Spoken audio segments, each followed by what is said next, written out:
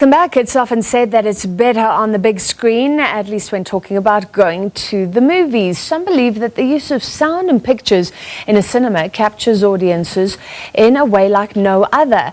Now, a non-profit organization is using cinemas, well, it has been for a few years, launching the latest EduCare program to help matriculants with maths and science. Let's take a look. Helping matrics from under-resourced schools revise for their final maths and science exams. But it's a program like no other. Cinemas are being used as theatres of learning. For the past 9 years, matric maths and science fundis from Limpopo to Cape Town schools have been gathering at cinemas across the country to revise maths and science. We found what we thought were some of the best teachers in the country, and we began a program where we could teach them in cinemas. Firstly, limited resources, so we would get 1 or 2 teachers and take their movies and show them in cinemas across the country. Secondly, edutainment or edutrainment using cinemas enables us to reach critical mass. So we press a button and we can show the movie and help young people across the board, 10 sessions of 2.5 hours each, teaching them maths and science, covering the whole of the curriculum for matrics. And we saw the results, that we moved schools with a minimum of 8%, but in some cases 16 to 23% up. In schools, teachers are under so much pressure, so they mainly teach recipes or instrumental ways. So the kids, they teach the kids, if you see this, do that. What I'm trying to do is add a little bit of a relational aspect to the mathematics so that they understand why they have to do that. And why the process works, instead of how to do it and responding to cues that are in a question.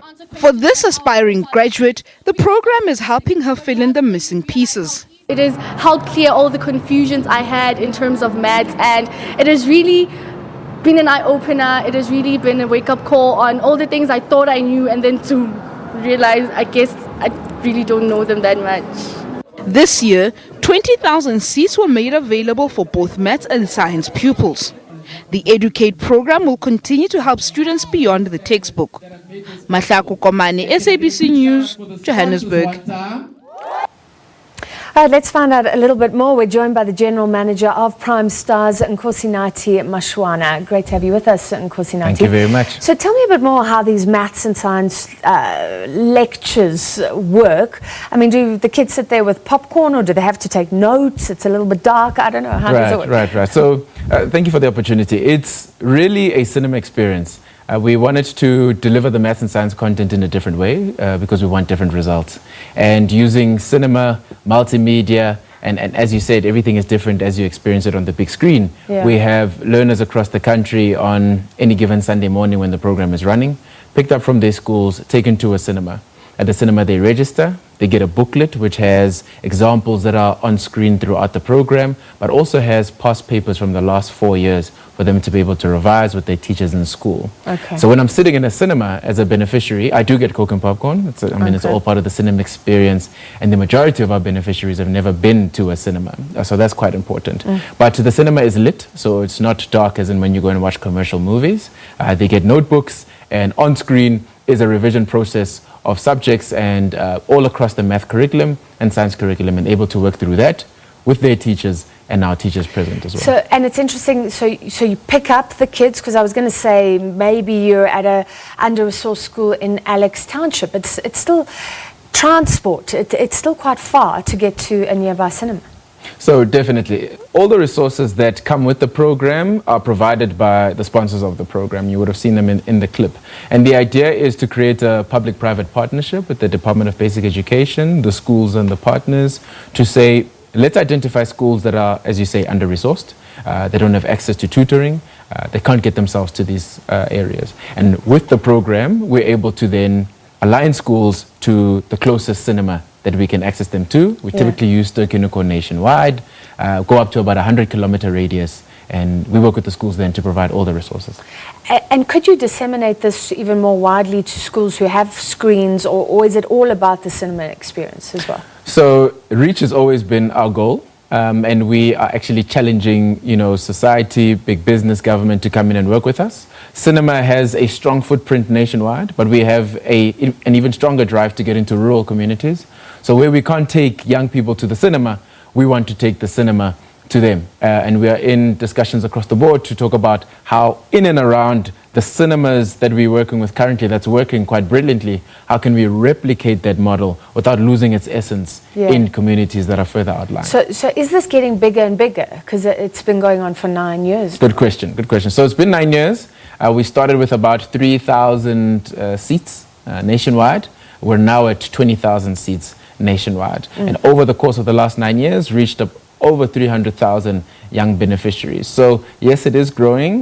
We've actually gotten requests to now, because it's focused on matric, we've gotten requests to take it down to grade 11, to grade 10, to grade 9. So together with our sponsors, Sanlam, Bidvest and Sasria, we're really looking around how can we now extend this content to the lower grades. Okay. And are you getting good feedback from those students? Your colleague was saying the results are there. I guess you can look at grades. And are you speaking to the learners themselves once they've been through this? So very important is their voice. We can say all we want, how good the program is. And you'll see, like I have behind us, we bring our beneficiaries over and over to come in and talk about their experience. Because from a peer-to-peer perspective, it's more inspiring than if I tell them, that the program works. So the numbers, yes, do work from a quantitative perspective to say that we're increasing schools. But qualitatively, the parents, the learners, the teachers, the principals write to us, write to the partners and say, this is what the program has done. And that's quite important for us. And how does the money work? So this is all sponsored by corporates who care, or is there some sort of payoff? So being yes, involved? Corporates who care, definitely. It falls strategically within CSI as well as within skills development. So they are investing in their future pipeline of talent. From one perspective, government does support in terms of access to schools, and then secondly, like in the Western Cape, they cover all the transportation because it's part of their mandate as a department. Yeah. And finally, what is this show about public-private partnerships? Because we're always saying that is the way it should work.